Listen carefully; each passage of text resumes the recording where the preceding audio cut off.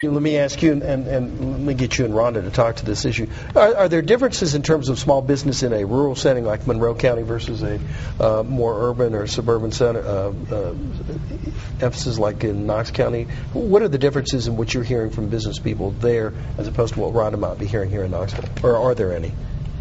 Can I hear her first? Well, what are the concerns and what are some of the desires of folks down there? They really, our county is tourism based, if you will. I mean, that's what Monroe County is noted for, with things like the Cherryhala Skyway and the Lost Sea, and we have places for people to come. And because that hasn't been happening, that has hurt some of the businesses. I mean, we've had we had the rock slides down on 64, and now more recently the Dragon, which have, I'll say, positively impacted some of the businesses along Highway 68. But in general, because the people haven't been doing the traveling like they have been, our area businesses have suffered, and they'd like to see that go up a little bit, I think. Tourism, obviously, everybody wants to be a destination location, Rhonda, but we've got the Smokies, we've got Monroe County and elsewhere. What are the differences in the two economies in terms of business?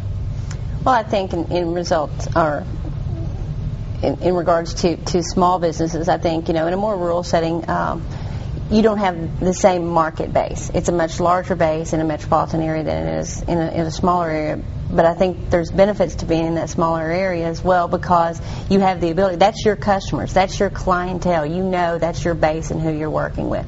So that's a good, steady base of customers.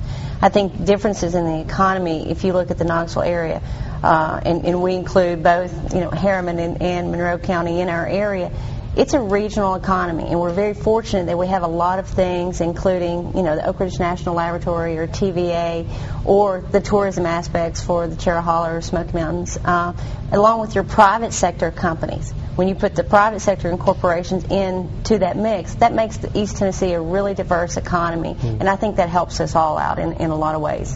All right, let me get you to let's wrap up here. What do you think is going to be the business climate, say, in the next 12 months, and then give me 5 years down the road? Where are we headed? I think in the next 12 months you're going to see several of the companies in our local communities that are in expansion mode. Green Mountain Coffee, House Hassan, Melaleuca, all out in Forks of the River Industrial Park here in Knox County. You've got Mastercraft down in Vonore bringing everybody back. You've got lots of companies who are really, where they've been hesitant, they're ready to make those capital expenditures at this time to get production back. I think the market is ready for that. I think 5 years down the road, will we ever be back to where we were 6 to 8 years ago? I'm not sure. I'm not an economist. But I do think we'll see a steady increase in the economy and in jobs over the next several years, and they're going to be good paying jobs and skilled. So we got to make sure we have all those necessary requirements to attract those jobs and keep the companies here in our area. Good point. Danny, what about you? What's your business going to look like in 12 months?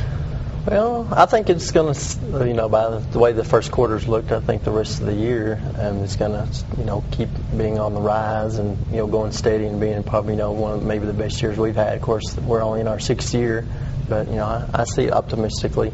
Seems to be heading in the right direction. So I think definitely in 5 years, I think it will really be, up there and hopefully expanded by then for sure. Like I said, with the extra, healthcare reform, that should bring in a lot more patient load there too. And the more that we're in our area, the more we're known that we're there too. Seems to be, slowly bringing in more people. Like I said, we're steadily having a 5 or 10% increase every year anyway, until this last year when things kind of went down, just because of kind of the scare of, can I afford this and that, or I need to pay my electric bill instead. So, but I think it's coming around. It's going to be better in the future. So.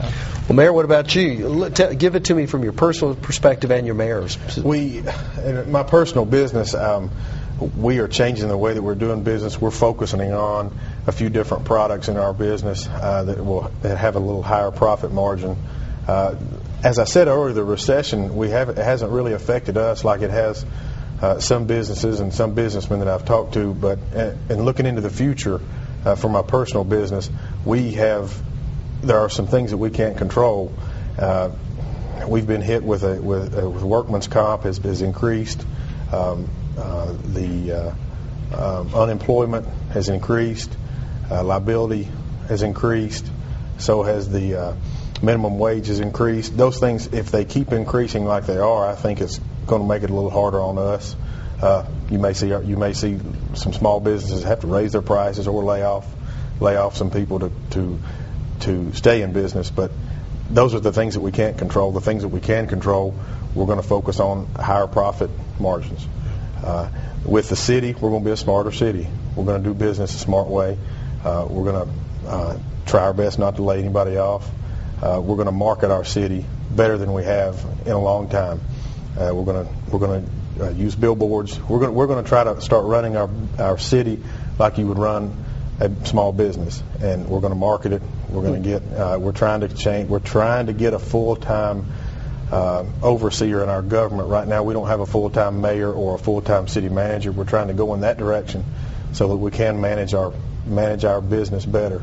But we're going to be smarter, and we're going to run it more like a business should be run.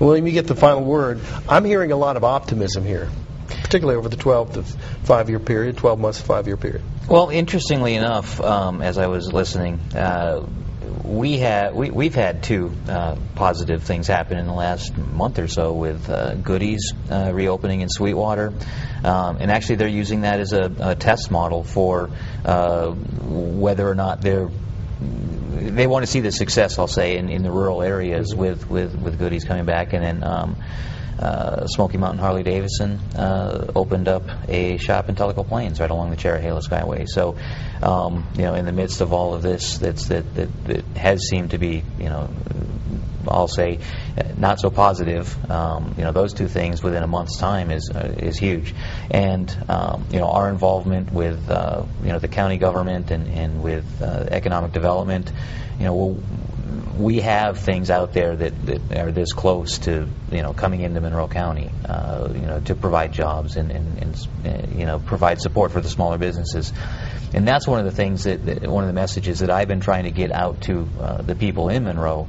We're on a large scale. We're working to try to, of course, bring jobs here, because obviously the more jobs that are available, the more people that are going to be able to spend in these small shops and things like that we have. So I see it happening. I see a couple of big things happening in our county within the next year, and we'll be able to ride it out.